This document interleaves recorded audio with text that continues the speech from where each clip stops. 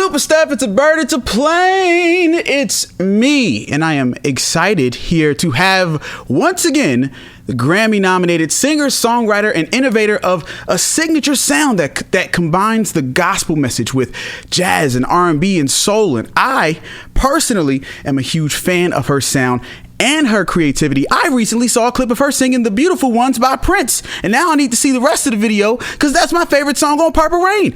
And she has a new single called Still Alive. The one and only Miss Anita Wilson is here. Welcome back to the show, Miss Anita Wilson. Thank you. Thank you so much. You got me over here chuckling and blushing. Thank you. Thank you very much. Hey, you know what? I just want to know, what did you do? Because I only saw a little clip of you singing the Prince song, The Beautiful Ones. But what did you do when you got to the baby, I want you? I did get my little squall on, but I didn't. That was the year that Prince died in 2016. So there were a lot of tributes and all of that. And I remember Bilal did one on one of those award shows. Yes, he got to kind of crawling on the floor and stuff. I definitely didn't do that part. I figured you ain't do that. No, I figured you wasn't going to do that. But I just still wanted to see what you was going to do. I was like, man, I wish I would have saw the whole clip of that.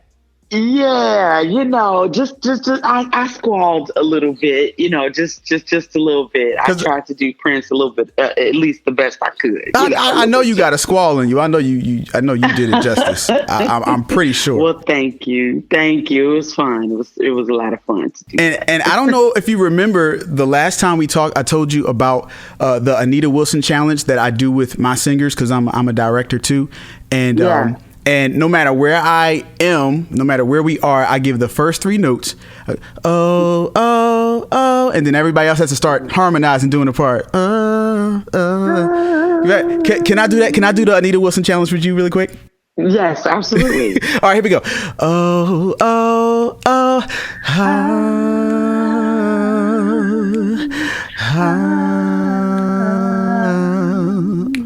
I got you.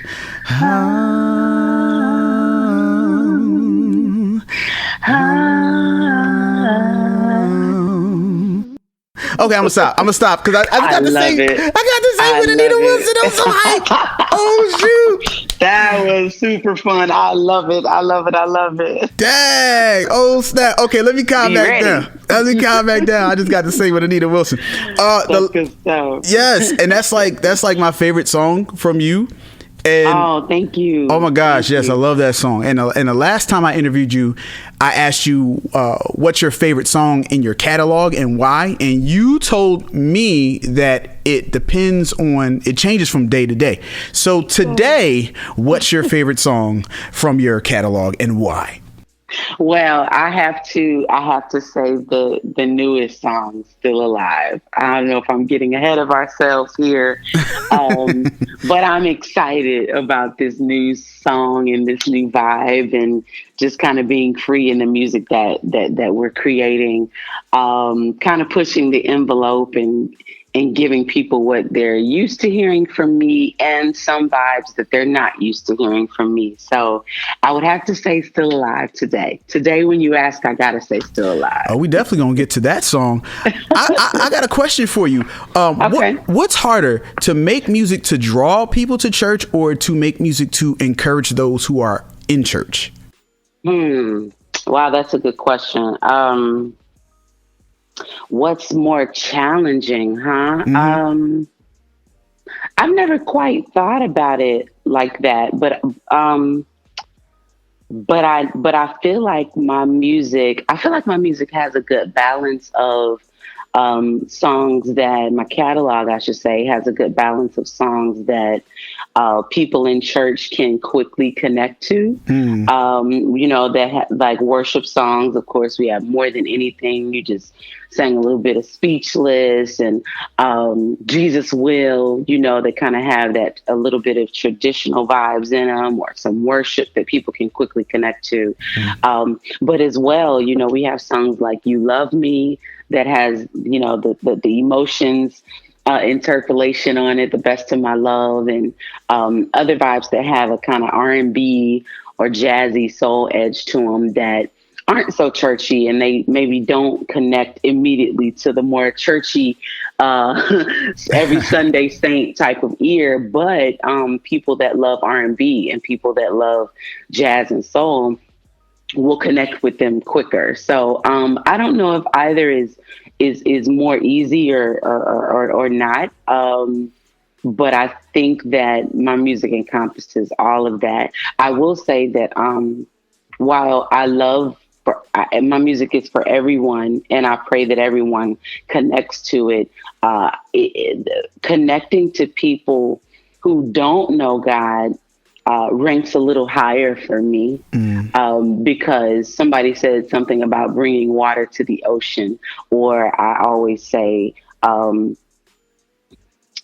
it's not the top priority to sing to people who already know God, because I want to sing to people who don't know God. And I want, it's like me telling my siblings how amazing my parents are. They already know how amazing my parents are because they grew up with them just like I did. So to accomplish something and to really be able to be productive in that space and grow the family of God, I need to tell someone who does not have a relationship with God. So that's why it's always important for my music to connect with believers as well as non-believers. So that is not the question you asked me. I went all the way around. No, yeah, that was good. I touched on it a little bit. Okay. I love to glean from artists like you who have been around and have the the wisdom. You know what I mean? So I'm definitely gleaning right now. And I know that the new single that you have, Still Alive, I think it's universal because the content is something that everybody can relate to, no matter whether you're in church or outside of church. And I actually saw that you posted some viral videos of people giving testimonies or people surviving. I think I saw a video of some ladies on a slingshot ride at an amusement park, and you was playing "I'm Still Alive."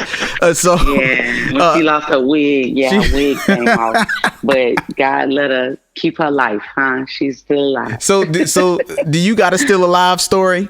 It could be serious or it could be funny, but you got a Still Alive story? I mean, thankfully, I don't have any near-death type of personal testimonies, and I don't have anything super dramatic. I mean, there have been times that I can be honest as a driver that, sometimes when we drive, it's so commonplace for us. Sometimes we're not completely plugged in the way that we should be. And I've experienced some of those times where your mind gets to wandering and you're thinking about what you got to do this week or something that really has your attention that may have upset you or whatever. And then you kind of come back to yourself and realize, man, I kind of wasn't even paying attention. And that, I kind of swerved a little bit and I got a little close to that truck right there.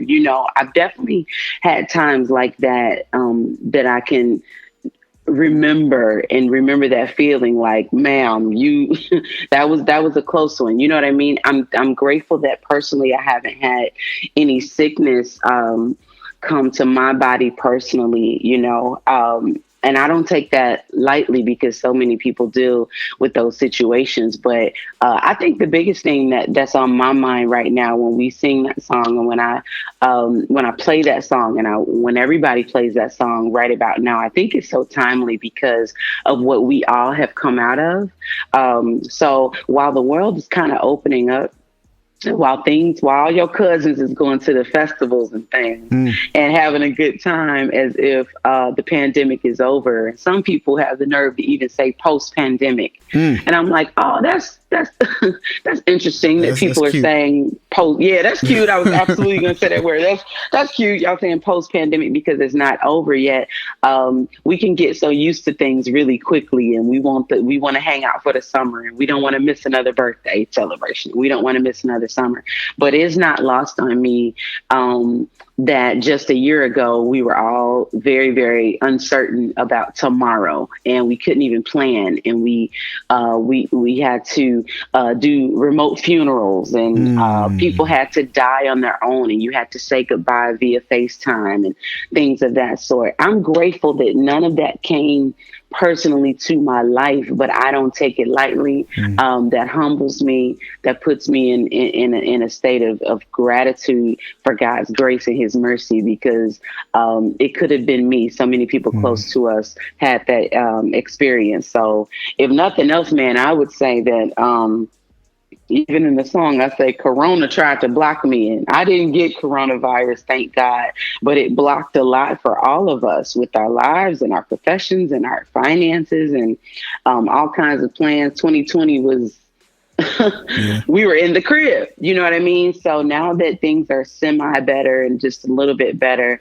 I just want God to know that I am not so comfortable with things getting a little bit better that I have forgotten how he kept me last year and how he kept my mind, how he kept my body, how he kept my health and my peace and all of those things, and continue to provide for me when I couldn't go out and work and all of those things. So I'm grateful. I'm so long-winded, child, but I'm grateful. Honestly, interviewers, we love long-winded people. So thank you. Really? Okay. Plenty to work with. Okay. I'm glad that you don't have any serious still alive stories, and I'm glad you don't have any wig falling off stories either. Yeah. I'm grateful to God for that too. Me too. And correct me if I'm wrong, but your husband wrote this song, right? He did. Rick Robinson wrote that song. Yes. Talk about the creative process of coming up with this song. Well, we were committed to being productive while we were in the house, safe in the house all last year. And it's so funny because we were hoping to begin planning for a new album. And we weren't really having any ideas or any creativity. And it's like, you got anything? I don't know. What about you? I ain't really feeling nothing. And God is such a gentleman.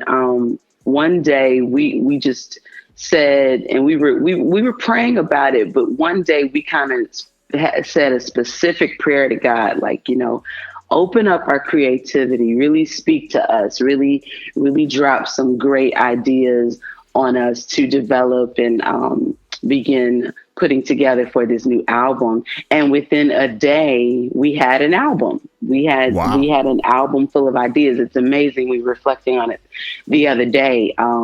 So Still Alive was definitely one of the ones that, the way Rick writes, it comes in pieces, so it's not always the full song at the same time. So we were kind of walking around the house and he would sing this hook. You might think you know, but you don't really know.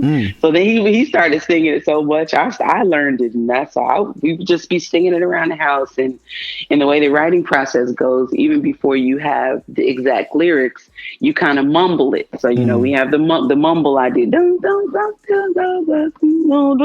And you mumble it until those words kind of come, or you can feel what they're supposed to say in those areas and those hooks and those lines.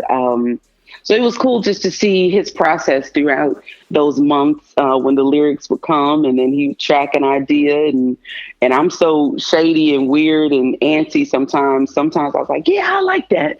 And then I'm like, I don't know if this song is for me. He's like, no, I can hear you singing. I can hear you singing it, So the process was really cool. But when it finally came all together and we were able to get the background singers safely in the studio and got musicians from different locations to record at their homes and record in their locations, and then all the files start coming back together. It's really a dope puzzle that comes together. And then everybody did their work and it was my turn. So I was determined to get in the studio, and this song is kind of a funky, in our music and the music that I do. It's a lot of different influences. So you'll hear a lot in this song. You'll hear some Prince vibes. You'll hear some James Brown vibes, and all kinds of things that come together to make this sound. But it's really that idea of just a big old party, if nothing else, mentally in your mind, a big celebration that we've been through a lot. But you mean to tell me I can look down and my feet still work and my hands still work and I got my right mind. Whoa, I am still here. It's a list of 600,000 plus people that died throughout this thing. But you mean tell me I'm still here? So it's the funnest, funkiest testimony service ever, this song. So it was cool to see it come together. Oh, I love the way you described that. And I was listening to the acapella background vocals that you posted. Woo-wee, you got some heavy hitters on them background vocals now. Thanks, man. Yeah. My brother B Slade, formerly known as Tone, he is on I call it signature background vocals. He's doing his thing on these background vocals, and then my friends Dante Hall, Kaya Holmes, and Kristen Lowe are on this song as well. And as with all of my albums, I go in there and I sing all three parts as well. So we kind of mix all of that together. So I was like, I gotta, utilize these acapellas, because sometimes when the music is going, you don't get all of that, all of that fire, all of that juice. You won't hear all of that. So thank you for appreciating that. I think they really did. They really did their thing. Yeah, I don't know if you're going to actually like put the acapella version on the album, but that would be dope if you did that. I'm just saying. I'm thinking about that. Yeah, I'm thinking about that. Thank you. Because people like me would appreciate that. I don't know about anybody else, but I would appreciate it. I'd have played the acapella version. Yeah. I would. I played the acapella version on the radio in a heartbeat. I would. I ain't gonna lie. Wow. Okay. Good to know. Yep. So we're gonna go ahead and get into the single, because we have talked it up, and I know the people are excited to hear about it. But before we play the record, let everybody know how they can get in contact with you, how they can check out all your stuff on social media and all that good stuff. Okay, cool. My website is missanitawilson.com. That's 2 letters, MS, missanitawilson.com. And that's my name on Twitter and Instagram as well, at Miss Anita Wilson. You guys hit me up. And it's my name on Facebook, Anita Wilson. So it's easy to remember. I love interacting on social media and commenting and hitting you guys back. So please follow me there. The music, the new single, Still Alive, is out now. It's available on all digital outlets, and the lyric video is on YouTube, on my YouTube channel, so you can sing along, learn the lyrics and sing along, and then you'll be able to turn it up and sing with me. And I look forward to coming and hitting the road so we could sing this together live. And thank you so much for coming on the show once again. Thank you for singing with me. My pleasure. That was awesome. Okay, what we're going to do now is we're going to let you intro this song for the people. Go ahead. You tell them what you want to tell them about the song, and we'll do it. What's up, everybody? This is Miss Anita Wilson, and this is my new song, Still Alive. Turn it up, sing along, and feel the message.